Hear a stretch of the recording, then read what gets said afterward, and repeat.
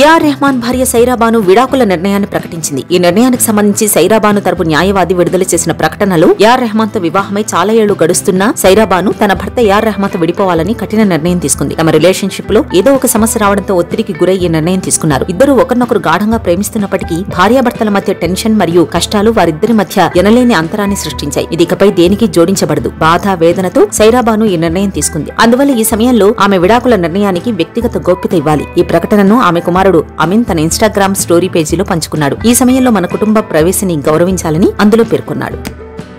Bollywood star hero Shahrukh Khan తనయుడు Aryan Khan writer దర్శకుడిగా entry ఇస్తున్న విషయం తెలిసిందే. దీనిపై నటి కంగనా రనౌత్ స్పందించారు. ఆర్యన్ ఖాన్ నిర్ణయాన్ని మెచ్చుకున్నారు. మిగిలిన స్టార్ కిడ్స్ ల నటనలోకి అడుగు పెట్టకుండా కెమెరా వెనుక నిలబడి మెగాఫోన్ పట్టుకోవడం ప్రశంసించాల్సిన విషయం అన్నారు. సినిమా కుటుంబాలకు చెందిన పిల్లలు మేకప్ వేసుకోవడం, బరువు తగ్గడం, తమని తాము గాజు బొమ్మలా భావించడం, నటీనటులుగా మారడం సాధారణంగా చూస్తుంటాం. దాన్ని మించి వెళ్లాలనుకోవడం నిజంగా గొప్ప విషయం. భారతీయ చిత్ర పరిశ్రమ స్థాయిని పెంచడం కోసం సమష్టిగా పనిచేయాల్సిన అవసరం ఇప్పుడెంతో ఉంది. స్టార్ కుటుంబాలకు చెందిన వారు సులభమైన మార్గాన్ని ఎంచుకుని నటనలోకి వస్తుంటారు. అలా కాకుండా కెమెరా వెనుక నిలబడడానికి మనకెంతో ధైర్యం కావాలి. తక్కువ మంది మాత్రమే ఆసక్తి కనబర్చే మార్గాన్ని ఆర్యన్ ఎంచుకున్నారు.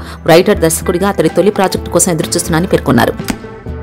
వీరసింహారెడ్డి లాంటి బ్లాక్ బస్టర్ సినిమా తర్వాత నందమూరి బాలకృష్ణ చేస్తున్న సినిమా ఎన్బీకే 109 తెలుగులో పలు సూపర్ హిట్ సినిమాలకు దర్శకత్వం వహించిన హిట్ సినిమాలు డైరెక్ట్ చేసిన బాబీ దర్శకత్వంలో ఈ సినిమా తెరకెక్కుతోంది. ఈ సినిమాకి ముందు నుంచి అనేక పేర్లు తెర మీదకు వచ్చాయి. కానీ ఫైనల్ గా ఈ సినిమాకు డాకు మహారాజ్ పేరు ఫిక్స్ చేస్తూ ఇటీవల చిత్ర బృందం అధికారికంగా ప్రకటించింది. టైటిల్ తో పాటు చిన్న టీజర్ కూడా విడుదల చేసింది. అయితే సినిమా షూటింగ్ అంతా శరవేగంగా కంప్లీట్ అవుతుండగా ఒక సాలిడ్ న్యూస్ వైరల్ అవుతుంది. Daaku Maharaaj trailer and pre release event పై ఇప్పుడు టాక్ వినిపిస్తుంది. దీని ప్రకారం ఈ ట్రైలర్ ని జనవరి మొదటి వారంలో ప్రీ రిలీజ్ ఈవెంట్ తో విడుదల చేస్తున్నారట. అలాగే ఈ ఈవెంట్ గోస్ట్ కూడా చాలా స్పెషల్ అండ్ బిగ్ స్టార్ రాబోతున్నట్లు తెలుస్తోంది.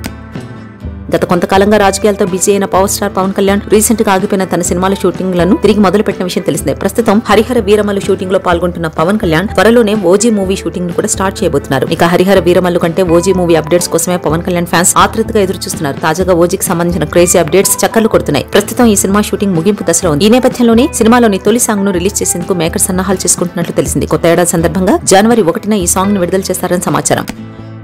గ్లోబల్ స్టార్ రామ్ చరణ్ ప్రస్తుతం అయ్యప్పమాల్లో ఉన్నారనే విషయం తెలిసిందే. దర్గాలో నిర్వహిస్తున్న 80వ నేషనల్ ముషాయిరా గజల్ ఈవెంట్ కు నవంబర్ 18న ముఖ్య అతిథిగా రామ్ చరణ్ హాజరయ్యారు. అయితే రామ్ చరణ్ కడప దర్గాను అయ్యప్పమాలలో ఉండి సందర్శించుకోవడంతో పలు హిందూ సంఘాల నుండి భిన్నాభిప్రాయాలు వ్యక్తమవుతున్నాయి. దర్గా అంటే ఓ సమాధిని సందర్శించి వస్తే మాల తీసేయాలి కదా అంటూ అభ్యంతరం వ్యక్తం చేస్తున్నారు. ఈ నేపథ్యంలో ఉపాసన సోషల్ మీడియాలో ఓ స్పెషల్ నోట్ షేర్ చేశారు. విశ్వాసం ఏకం చేస్తుంది, అది ఎప్పటికీ విడిపోదు. భారతీయులుగా మనం దైవానికి సంబంధించిన అన్ని మార్గాలను గౌరవిస్తాం. మన బలం ఐక్యతలోనే ఉంది. ఎల్లప్పుడూ రామ్ చరణ్ తన మతాన్ని అనుసరిస్తూనే ఇతర మతాలను గౌరవిస్తాడు. వన్ నేషన్ వన్ స్పిరిట్, జై హింద్ అంటూ చరణ్ దర్గాలో ఉన్న ఫోటో షేర్ చేసింది. దాంతో మా ఆయన దర్గాకు వెళితే తప్పేంటి అంటూ ఒక పోస్ట్ తో విమర్శలు చేస్తున్న నెటిజన్స్ కి క్లారిటీ ఇచ్చింది.